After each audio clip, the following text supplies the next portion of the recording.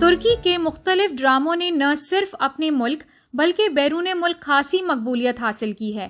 پاکستان ٹیلی vision پر نشر ہونے والے ارطغرل غازی نے تو یہاں ریکارڈز ہی توڑ دیے ہیں اور ملک میں ترک تاریخی ڈراموں کی طلب میں بھی زبردست اضافہ کیا ہے۔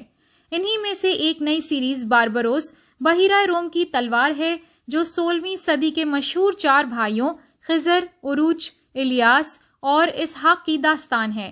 اس سیریز کی کہانی جنید آہسان، اوزان آگ سنگور اور اوغوز ایاز نے لکھی ہے، جبکہ ہدایات توغان امید قراجہ اور عدیل ادیب نے دی ہیں۔ عروج کا کردار اینجن آلتن دوزیاتن نے ادا کیا ہے، جو ارطغرل غازی کے مرکزی کردار کی حیثیت سے ویسے ہی بہت معروف ہیں، جبکہ خضر یعنی خیر الدین باربروس کے کردار کو اولاش تونا آستپا نے نبھایا ہے۔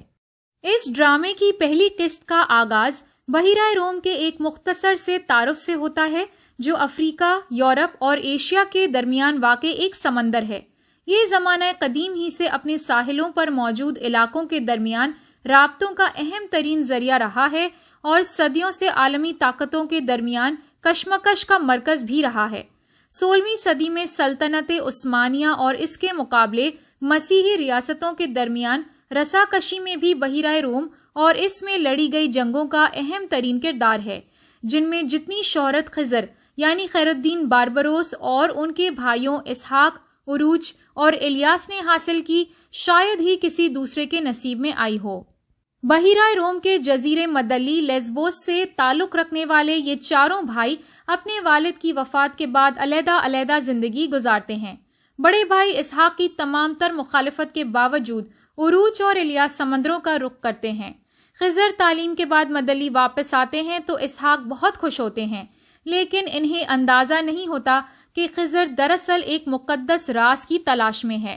پہلی قسط بنیادی طور پر خضر کی اپنے استاد سلیمان کی مدد سے اس راز کے تعاقب کی داستان ہی بیان کرتی ہے۔ اس سفر میں خضر کی دشمنی مسیحی پوپ کے ایک دستے راست پیٹرو سے ہو جاتی ہے، جو خود بھی اسی راز کی تلاش میں ہے۔ اس قسط کا آغاز ہوتا ہے عروج اور الیاس کے ایک خطرناک سفر سے، جس کے دوران ایک تنگ سمندری راستے سے گزرتے ہوئے انہیں ایک حملے کا سامنا کرنا پڑتا ہے۔ ان کی مڈ بھیڑ ایک بحری قزاق ایزیکو سے ہوتی ہے، جو عروج کے جہاز کو لوٹنا چاہتا ہے۔ ایک سخت مقابلے کے بعد عروج کو کامیابی نصیب ہوتی ہے اور ایزیکو قتل کر دیا جاتا ہے۔ دوسرے منظر میں ہمیں اسحاق بے اور ان کا خاندان مدلی کی بندرگاہ پر خضر کا انتظار کرتا نظر آتا ہے۔ اسحاق بے اپنے دوسرے بھائیوں عروج اور الیاس سے واضح طور پر ناخوش دکھائی دیتے ہیں اور چاہتے ہیں کہ خضر ان کے راستے پر نہ چلے۔ بہرحال خضر مدلی آتے ہی اپنے استاد سلیمان کا رخ کرتے ہیں اور انہیں بتاتے ہیں کہ میرے خیال میں اس مقدس راز کی چابی شہزادہ مراد کے پاس ہے۔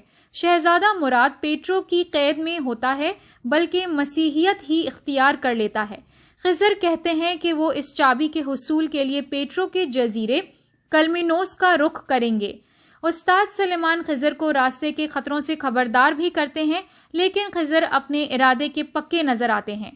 پیٹرو اس مقدس راز کو حاصل کرنے کے لیے کسی بھی حد تک جانے کو تیار ہوتا ہے، اور اس کے ارادے اور عمل کو بارہا دکھایا جاتا ہے کہ وہ کیا کچھ کر سکتا ہے۔ سقوط گرناطہ کے بعد مسلمانوں کو افریقہ کے ساحلی علاقوں سے بھی نکالنا اس کا منصوبہ ہوتا ہے، اور اس کے لیے وہ اپنے خزانے کے منہ کھولنے سے بھی دریغ نہیں کرتا۔ ادھر عروج چھوٹے بھائی الیاس کو اسکندریہ پہنچنے سے پہلے اپنے مقاصد سے آگاہ کرتے ہیں۔ وہ مختلف اہم جزائر اور وہاں کام کرنے والے اہم شخصیات مثلاً کمال رئیس، آئدن، قلیچ بے اور براک رئیس سے آگاہ کرتے ہیں اور کہتے ہیں کہ یہ سب کسی اشارے کا انتظار کر رہے ہیں اور اللہ کے حکم سے ہم ان سب سے زیادہ بھاری بوجھ اٹھائیں گے۔ جس طرح کفار صلیب تلے اکٹھے ہیں، ہمیں بھی ہلال کے نیچے متحد ہونا ہوگا، اور یہی میرا مقصد ہے۔ بہرحال ایک بدنام قزاق کے قتل کے بعد سامان کے ساتھ بحفاظت اسکندریہ پہنچتے ہیں تو ان کا پرتپا خیر مقدم کیا جاتا ہے۔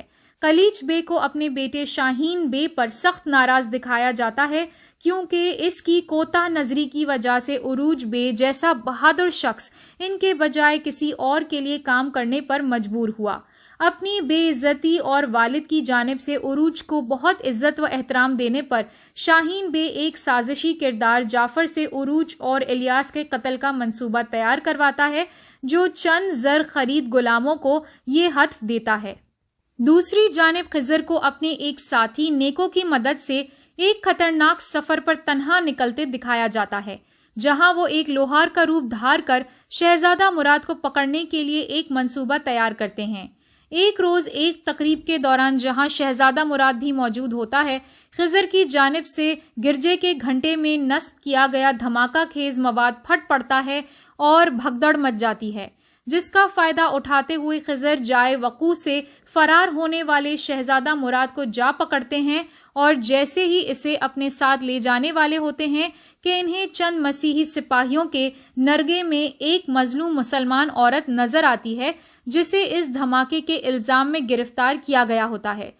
زینب نامی یہ عورت دراصل اس جزیرے پر موجود ایک مشہور مولد جیوانی سے ایک دوا لینے کے لیے آتی ہے، لیکن غلط وقت پر غلط جگہ پر موجود ہونے کی وجہ سے پکڑی جاتی ہے۔ خضر اسے بچانے کے لیے میدان میں کود پڑتا ہے۔ عروج کے ہاتھوں قتل ہونے والا ایزی کو دراصل ایک بدنام زمانہ قزاق انتوان کا بھائی تھا، جو خود کو سمندروں کا دیوتا پوسیدون کہتا ہے اور اپنے بھائی کی موت کا بدلہ لینے کا عہد کرتا ہے۔ اسے بتایا جاتا ہے کہ ایزیکو کے قاتل عروج کے دراصل 3 مزید بھائی ہیں اور ایک بھائی مدلی میں عام زندگی گزارتا ہے، اس لیے وہ سب سے پہلے آسان شکار کا رخ کرتا ہے، یعنی اسحاق بے کا۔ پہلی قسط کا اختتام اس طرح ہوتا ہے کہ انتوان اسحاق بے کے گھر میں گھس کر ان کی اہلیہ اور بچوں کو قتل کر کے انہیں پکڑ لیتا ہے۔ خضر زینب سمیت فرار ہوتے ہوئے مسیحی سپاہیوں کے نرگے میں آ جاتے ہیں، جبکہ عروج اور الیاس جعفر کے غلاموں کے گھیرے میں ہیں اور الیاس ان کی تلوار کی نوک پر ہے۔ اس سنسنی خیز موڑ کے ساتھ پہلی قسط اپنے اختتام کو پہنچتی ہے۔ آگے کی کہانی جلد ہی اگلی قسط میں پیش کی جائے گی۔